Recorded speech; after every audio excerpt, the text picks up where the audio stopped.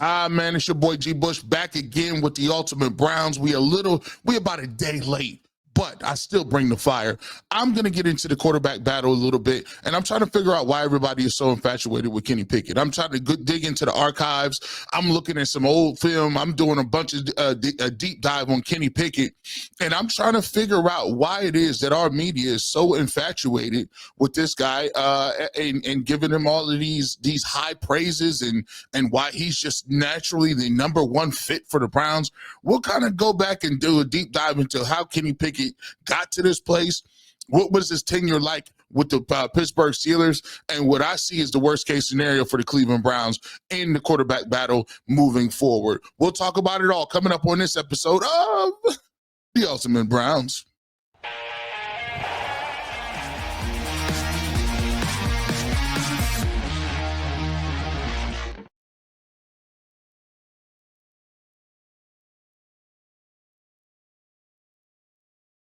It is your boy, G Bush, back at it again. I was out a little bit, man. We had to take care of some business, but don't get it twisted. I was going to come back and give you this episode this week. And so we got to keep that. We got to keep kicking that knowledge to y'all as we get ready and be prepared for what we got going on here. I want to get into a couple of things here. First and foremost, let's get to narrative versus the tape.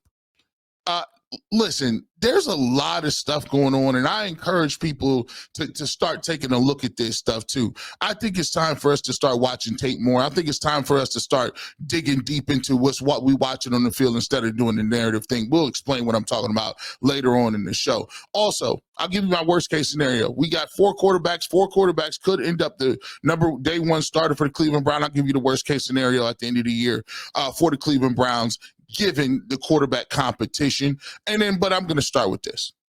I got a little clip here. I don't understand this. I've been trying to wrap my head around this thing. There's this narrative going around about Kenny Pickett. There's this narrative going around like that Kenny Pickett is head and shoulders better than everybody. That he is the odds-on favorite because they picked him he was the first quarterback that they brought in out of the four, so he gets the automatic pecking order. That he is somehow the safe bet at quarterback. I don't know where it came from. I don't know how this thing morphed. I think it's another thing that we do all the time, and it's called groupthink. When one person says it, 5 or 6 other people jump on it, and then becomes the truth. But I'm doing a little exercise here. I was with Tyvis Powell the other day and Adam the Bull on the Ultimate Cleveland Sports Show, and I thought I did a very great job of pointing out some of the flaws in the line of thinking and rationale that people are doing when it comes to Kenny Pickett, and why I'm totally confused why people have him as a prohibitive favor to start the season. I don't even have him over Flacco, in my opinion. We'll do a deep dive in this situation, and we'll do it next right here. But first, let's take a look at this clip with me, Tyvis Powell, and Adam the Bull on Ultimate Cleveland Sports Show. First $5 bet. If it wins, you'll get $200 in bonus bets. Make every moment more with FanDuel, the official sports betting partner of the NBA. Guys, the Browns officially kick off the start of their 2025 season a week from today with OTAs. It's the first time we'll see the veterans and the rookies together on the field, and all eyes will be on the quarterback battle. Mary Kay Cabot of Cleveland.com wrote a column yesterday, more of a column than an official report, projecting how she believes the Browns will handle the snaps and the quarterback competition early on in camp. This is from Mary Kay Cabot's column last night, and I quote, "In terms of their batting order in team drills, it will likely be Pickett and Gabriel number 1 and number 2, and then Flacco and Sanders splitting the number 3 and number 4 reps at the outset, largely based on how and when they were acquired, i.e. the Browns set out to draft Gabriel in the 3rd round and passed on Sanders 6 times before trading up to get him in the 5th round. G, what do you make of Mary Kay's initial observation and best guess on how the Browns will split up camp, practices, and snaps? Well, listen, this is thing. I'm so glad you tossed this my way. I got you, G. You know I got you, bro. You know I got you. I'm so glad you tossed that to me. And now listen, let me ask y'all a question. We're gonna do this exercise together. We're gonna do this. I like team group. What I like to do is break it down very slowly, line by line. Now, she says accurately so, that they passed on Sheduer Sanders 5 times. She mentions that a lot. Do we all believe that they passed on Sheduer Sanders for personality things or physical ability? I don't know. I think he went in the 5th round. He didn't. He dropped from the 1st round because of talent. He dropped to the 5th round because of off the field. There you go. I like that. I would say it's off the field. So we established that thing. I don't think he doesn't have a 5th round skill set. No, okay. I agree. I agree. Yes. Okay, so then we've established that. Yeah. So when they acquired Kenny Pickett, what did they trade for Kenny Pickett? A 5th round pick, I believe. Okay, 5th round pick? That is correct. Okay, so let me ask you a question. Everybody's sitting around telling me, Sheduer Sanders, why you all excited about Sheduer Sanders? He's a 5th round pick. 5th round pick, G. Bush, 5th round pick. The value is 5th round. Gabriel went higher than him. Let me ask you a question. If they only traded a 5th round pick for Kenny Pickett, doesn't that mean his value is a 5th round pick? Thank you very much. Let's continue on through this. You see, this is what I'm saying here. Everybody, why is this not being reported? Why is that not even in the rationale? We destroyed Sheduer Sanders the entire lead up to the draft because of what people may say is him not being humble, him being cocky, him being arrogant. Coach Prime, overplaying his hand, not reading the room. Maybe he didn't take some of the interviews seriously. Do you want the media circus? Maybe Sheduer Sanders is too flashy. They don't like the fact that he celebrates a bit too much. He's always on social media. All of these good things. Nobody ever said that he got took in the 5th round because of his skill set. Nobody believes that. Mel Kiper doesn't believe that. And everybody that sit here and say that does not believe that. If you believe that Sheduer Sanders cannot throw the football, you don't know what you're talking about. You just don't. I'm just keep a buck with you. Everybody knows he slid because people and rumors and narratives went out that he was somebody that teams were going to lay off of, not because he could not throw the football. My question is this, and we'll talk about this later in the next segment. Why is it that when the Browns invested a 5th round pick in Kenny Pickett, why is no one reporting that 85 times? The Browns passed on Sheduer Sanders 6 times. Well, I believe that 31 or 32 other 30 plus NFL teams passed on Kenny Pickett. They didn't trade for him. How many people traded for him? The Cleveland Browns. Was anybody else trading for Kenny Pickett? No. What was his 5th round? What did the Browns give up to get him? 5th round pick. So it would sound dumb for me to just keep saying that 30 other NFL teams passed on Kenny Pickett, right? Everybody passed on Kenny Pickett. He can't be any good. And the Steelers got rid of him in a year and a half, so he can't. We don't say that. But why is that the narrative when it comes to Sheduer Sanders? I'm confused by it. Because if we're talking about how many people passed on people, like we can do that game all the time. But we continue going on, right? 5th round pick in Sanders, 5th round tender, 5th round value that the Browns placed in Pickett. Let's continue on this exercise. This process. Yeah. Now, you talk about money. Oh, the guaranteed money. They offered Flacco all this bread. They gave him money. They obviously, Kenny Pickett is getting money. McNuggets, I don't know. Can you look up how much Kenny Pickett is actually making? Kenny Pickett this year, I will confirm in a second, but I believe it's $2 million. Okay, I believe that. Now I know this is over a longer period of time, but I just think Sheduer just signed for $4.6 million, which is more money. It's a 4-year deal. It's a 4-year deal. Yeah. Spread it out. Kenny Pickett this year will make $2.623 million. Okay, let me ask you this question as we continue on the money line. Kenny Pickett, he had a 5th-year option, right? Declined it. Who declined that? The Cleveland Browns. Oh, I'm confused why nobody is bringing this up. So if we're going to sit here and continue go on the fact that all these teams passed on Sheduer, how's about listen, you talk about what the reading the tea leaves.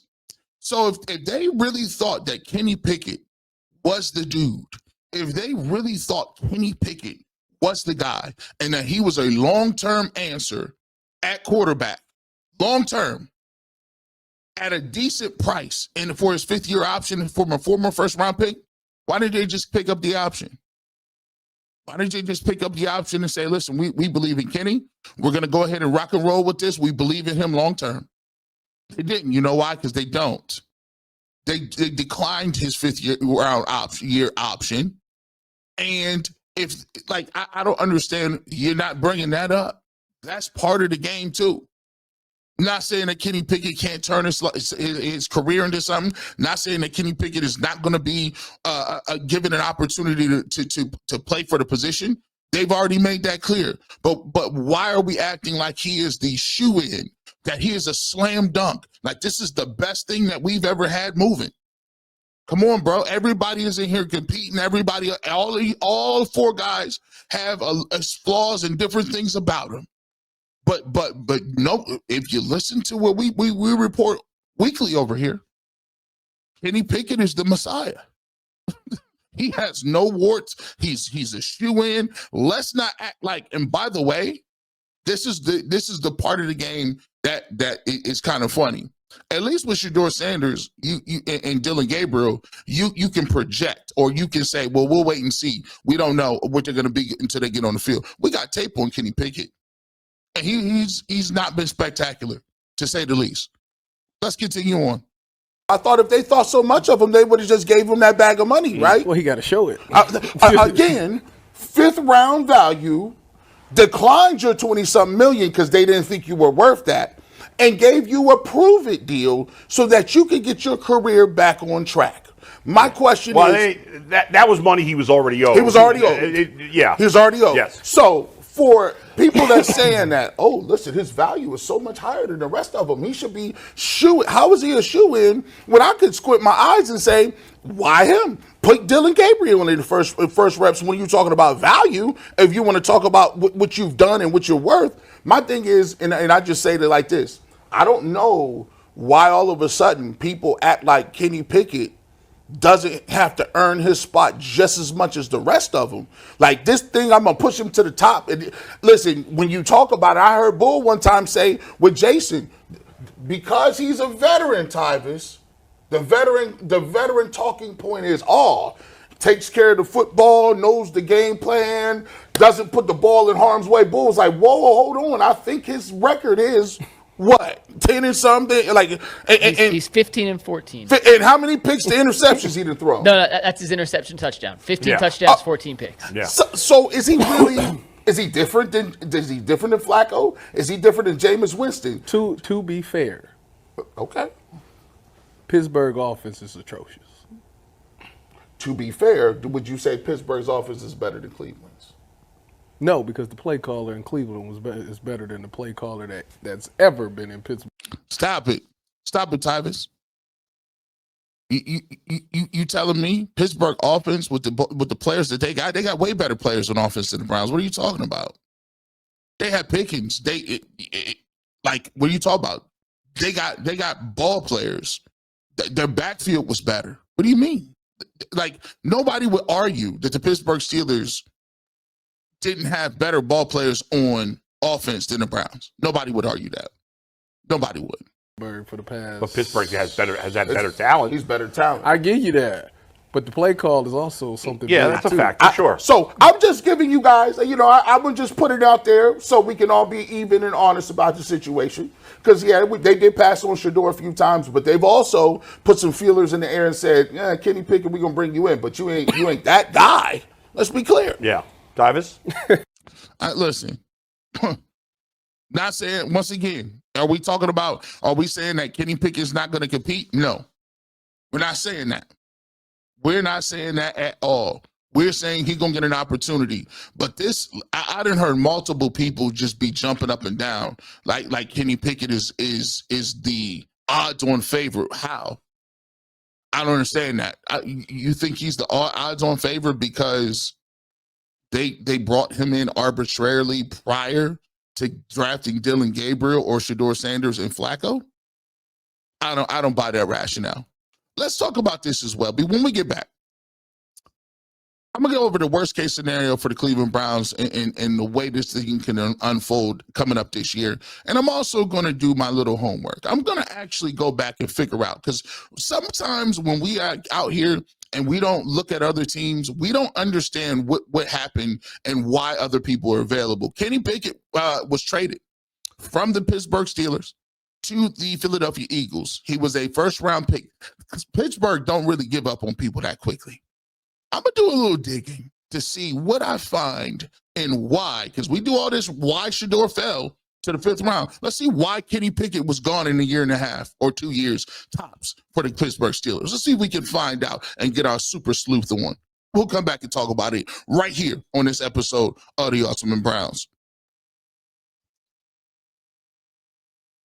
Say goodbye to sticky notes, scribbled plans on the fridge, and overlapping calendar invites. The Skylight Calendar is here to bring you clarity to the chaos and help families stay organized without the stress. This sleek digital display syncs with your existing calendars and includes Google, Apple, Outlook, and more, making it simple to track appointments, practices, dinners, and reminders all in one easy-to-see place. What would it mean to eliminate the I didn't know excuse from your family's routine? Could assigning everyone their own color finally solve who does what confusion in the house? How often do plans get missed because they're buried in a digital calendar or not written down at all? This can all be taken care of by Skylight Calendar.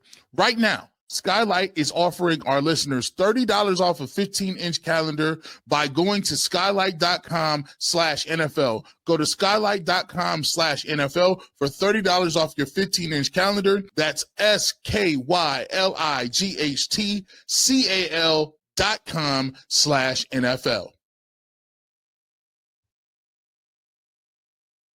Welcome back to the fastest 30 minutes in all of sports. It's your boy G. Bush, rocking and rolling right here on the UCSS network. Listen, we're going to get into this. We talk about all the time doing our homework and our research, right? And you usually when you're covering one team, you don't have enough time or you don't really take the time to learn about other teams or to do a deep dive, especially when it comes to players who get traded. So for me, what I wanted to do is when I see somebody get traded, there is always one side of the coin. The one side is we're excited to have the player because we automatically think that we're going to make that player better. We automatically think that player was in a bad situation. We automatically think we could turn around their attitude or turn around their bad play. And you think that anybody in your system is going to have a chance because you believe in your organization and your system. Well, it's not often that the Cleveland Browns outduel the Pittsburgh Steelers when it comes to certain things. Pittsburgh has been a better drafting organization for I would say better part of 40 years. Steelers have 4 Super Bowls. Steelers have a track record of success, blah, blah, blah, on and on and on. We already know that.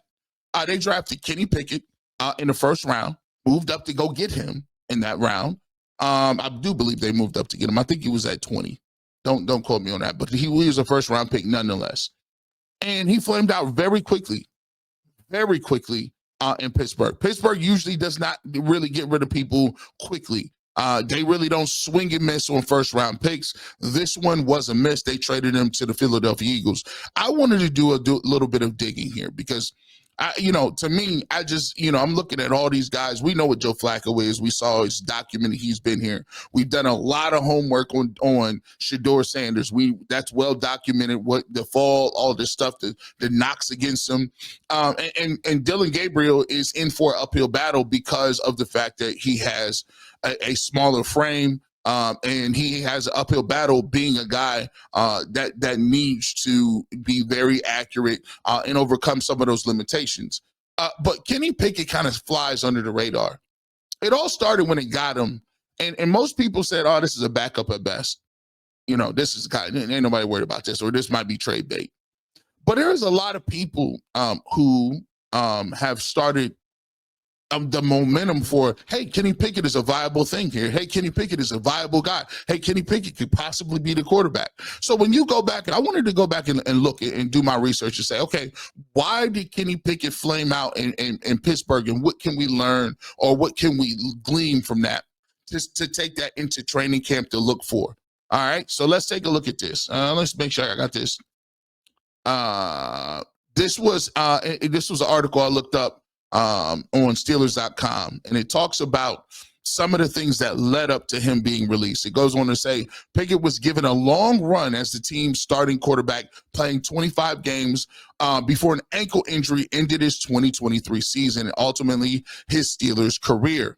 After Pickett was injured, the Steelers first tried Mitch Trubisky, which was an abject failure. Before Mike Tomlin went to Mason Rudolph in a last-ditch effort to save the team's season. It worked. With Rudolph playing well enough to lead the Steelers to consecutive wins, but not without any drama. Pickett was nearing his return by the time Tomlin made the decision and wasn't ruled out before Rudolph's first start until the Friday before the Steelers hosted the Cincinnati Bengals on December 23rd. The following week, Pickett was cleared very late in the week, and as Steelers now reported at the time, Tomlin had decided that he was starting Rudolph and that Trubisky would be the backup. Pickett refused to dress as the third team quarterback. Now, here's some of the things that I do have problems with.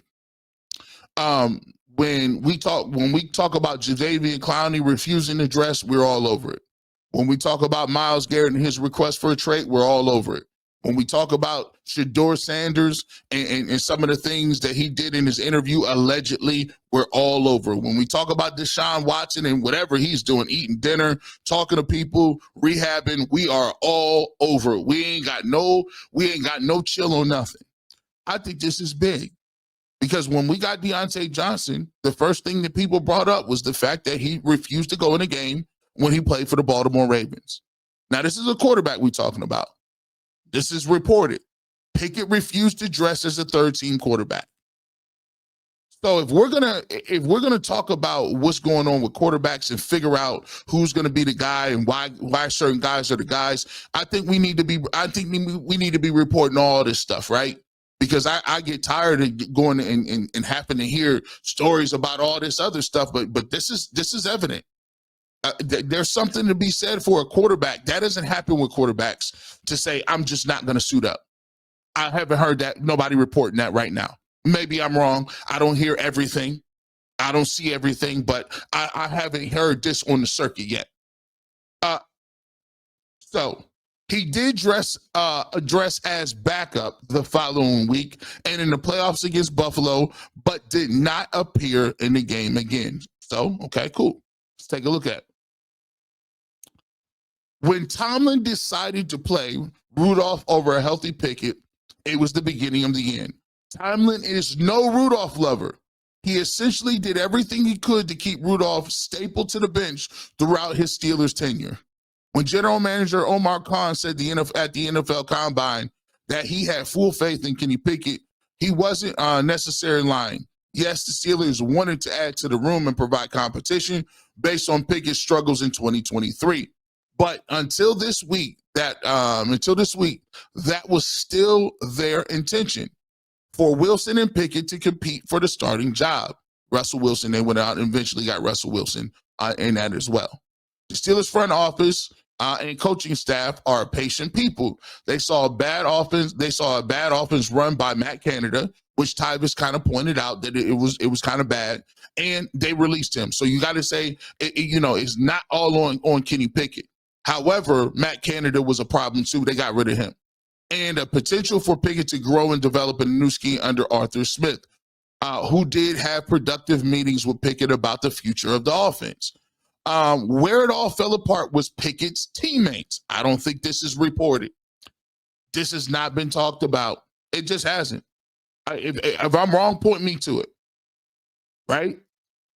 Where it all fell apart was Pickett's teammates. Perhaps it was just seeing what the team was capable of, even with average quarterback play like Rudolph provided.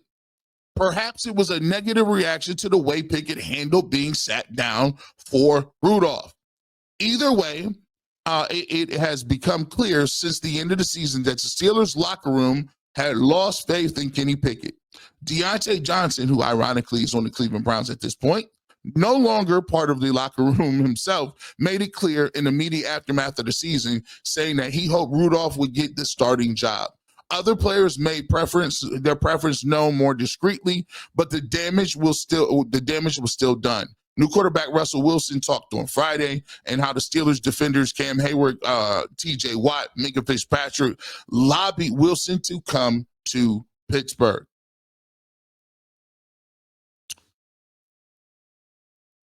That's as clear of a sign as possible that the team itself did not want Pickett to be the starter.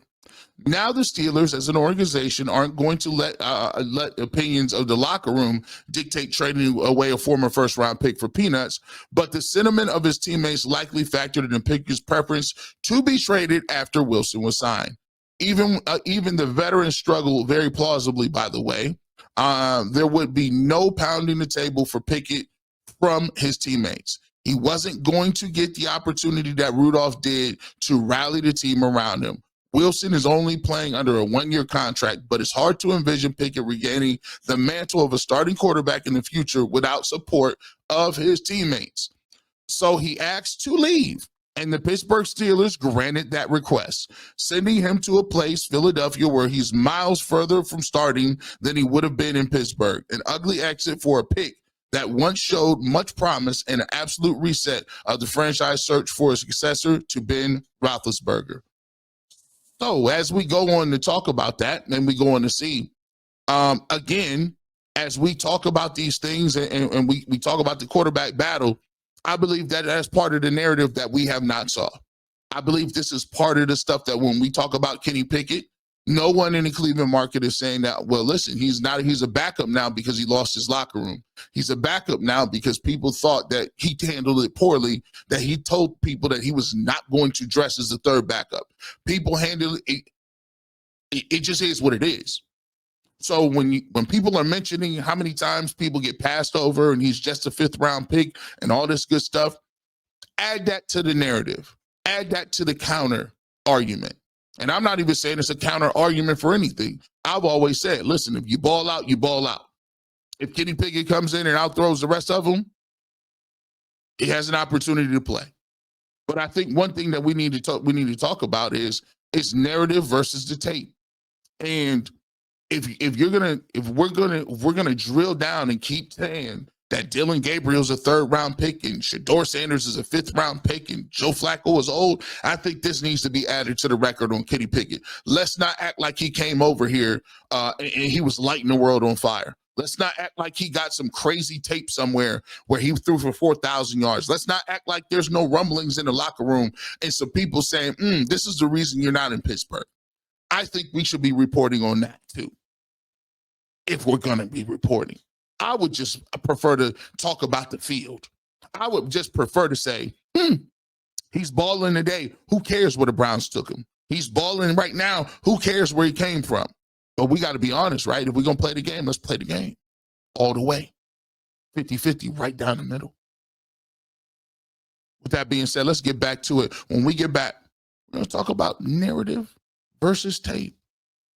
Narrative versus tape. There's a lot going on in these practices, but there's one thing that I'm disappointed about when I be seeing this stuff. Can we base what's going on the field? Or do we still got to keep talking about the draft? We'll explain more when we get back. It's G. Bush right here on Ultimate Cleveland Sports Show Network. Today's episode of the Ultimate Browns is brought to you by Epicor. Every team knows the value of hard work, of taking pride in what you build, and practicing every day's details to get the best results. But no one player, no matter how amazing, can do it all alone. Working together makes getting the win easier. At Epicor, all our all-stars are the hardworking manufacturers and distributors who create and deliver the things we all need, from aerospace to electrical to medical devices. Epicor ERP solutions are created by industry experts to help make every day easier. Seeing the whole supply chain is easier. Managing the logistics is easier. Responding to practices and prices changes is easier. For the small businesses with big dreams to the growing enterprises with global vision, we'll equip you with the right tools to move forward, think ahead, and lead the way. Because of the clock, and when the clock ticks down, you need to make the most of every hardworking minute. Easier doesn't cut corners, easier finds the lane. Discover your success at www.easierwithepicor.com. That's www.easierwithepicor.com. Welcome back to the fastest 30 minutes in sports. It's G. Bush back with the ultimate Browns. I got a question for you guys, and we'll start with this. Since the draft has come around, I've heard multiple radio hosts, multiple journalists, multiple beat writers say this. You know, I'm just so tired. I'm just so tired of talking about it already. I'm so tired of talking about this competition already. It's just so frustrating. It's like, come on. Like, I can understand the fans say that because the fans really, you know, that they tune into what they want to tune into. You know what I'm saying? Like, after a while, like if we doing blogs every day about Sheduer Sanders or whatever the case may be, you know, people will get a little, they'll just tune out and be like, yeah, I'm tired of it. I'm not going to watch this blog. But I think it's really crazy that people who do this for this, your job, man. It's your job to talk about the Browns in the quarterback battle. What are you talking about you tired of? What do you want to talk about? What would you prefer to talk about in the offseason? Yourself? I'm straight up confused. Like, the Cleveland Browns have a bunch of new players. The Cleveland Browns have a bunch of guys that they're going to try to see if they can start a new core with, and it includes a quarterback. My thing for all them people is, why are you complaining? Last year, you were so mad at Deshaun Watson the whole year, you would spaz out every time somebody said his name. I just can't wait for him to be gone. Well, okay, Deshaun Watson's not in the room anymore. Deshaun Watson's not going to be starting quarterback for you next year. Deshaun Watson probably will never play another game for the Browns. You said you wanted Joe Flacco back. Bring Flacco. You got him. You said you wanted two quarterbacks in the draft. You got Sheduer Sanders. Some people thought he could be the second or the 33rd pick. You got him. You got another quarterback in Dylan Gabriel. He's accomplished. Take him in the 3rd round. And you got Kenny Pickett. For some, hey, he's a former 1st-round pick, and he got picked by the Steelers. Steelers don't really get it wrong that much. What do you mean you're tired of talking about it? That's what I be saying. Like, that's what I be saying to a lot of people.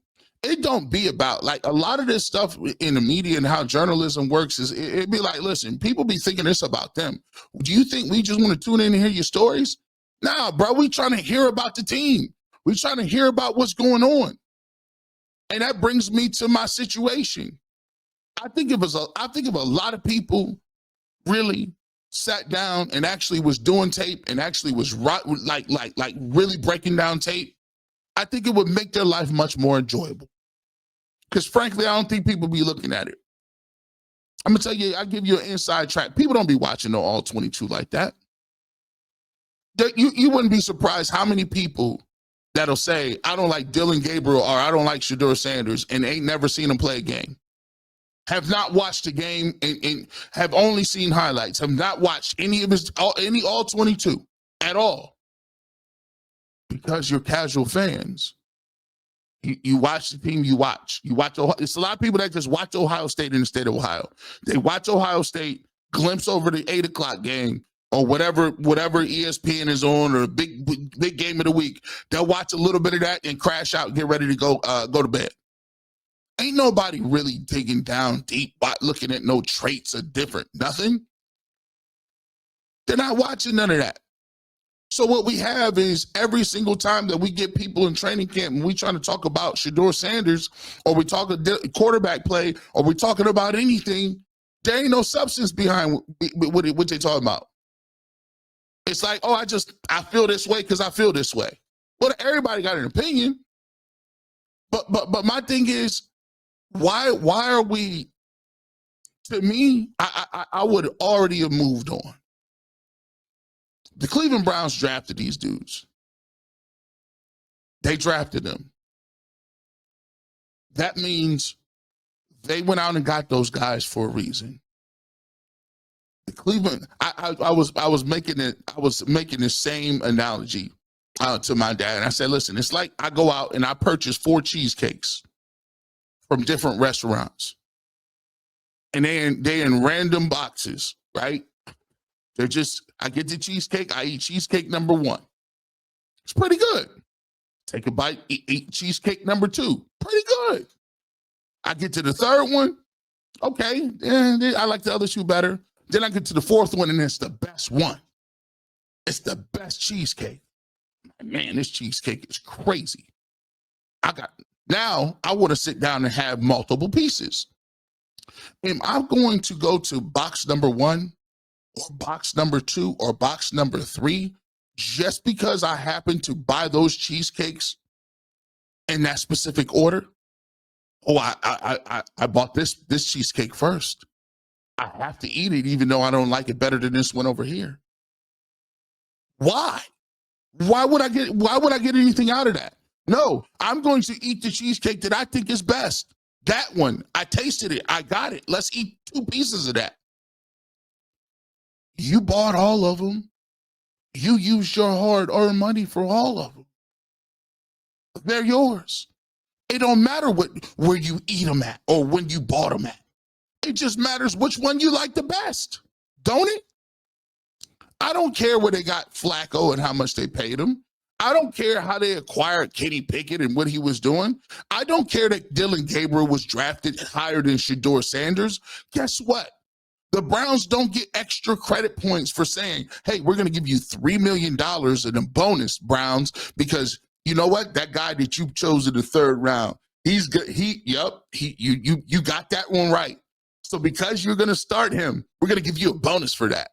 Because he was supposed to play over the guy in the 5th round. You see the pecking order? We're going to pay you for your hierarchy. No one cares about your hierarchy. The Cleveland Browns have 4 quarterbacks. It's their job to determine who they are and what they're going to do and how they're going to play. And put the best one out there. I'm confused why people are making this distinction. It does not matter anymore where they were drafted. Andrew Berry said it on the phone. It's not where you're drafted. It's what you do when you get here. So if I can understand that, if football people can understand that, why can't we? Stop talking about 5th round, 3rd round, this round, that round. Go to the field and see who's balling. It ain't that hard. Go to the field, forget the 5th round pick, forget the 3rd round, and ball out. Because that's what matters. Not where you thought somebody was going, or where you knew somebody was going, or why they are all in the building. They are all part of the Cleveland Browns organization. They are all getting paid by the Browns. The Browns made those decisions. However they came to them, they made the decisions. So please, it don't matter if the Browns passed on Sheduer Sanders 75 times. Is he in the building? Is he performing? Is he balling? That's what we would like to know. Dylan Gabriel, we don't care. Some people say he was a reach. Some people say he's too small to play the position. Some people say nobody was going to draft him as the Browns drafted him that high. He was not on nobody's board. Guess what? You can have that argument and you can have that whole thing in your mind. It don't matter. He's on the team. Is he on the field? Is he balling? What is he doing? That's all we care about. Not 5th round and they passed on him 10 times and no. Is he balling? Is Flacco balling? Is Pickett balling? That's what we want to know. Tabloid radio. We look, at some point, the Cleveland Browns are going to have to get to a point where we talk about what's on the field. At some point in time, we're going to have to get to a point as a fan base where everything that we talk about is tabloid-esque. Are you balling on the field or no? And I think if people really started digging deeper into people's games, looking at more film, trying to understand how these pieces and parts fit, looking at other teams and how they move, I think we wouldn't have that much narrative-based radio, narrative-based journalism, narrative-based everything.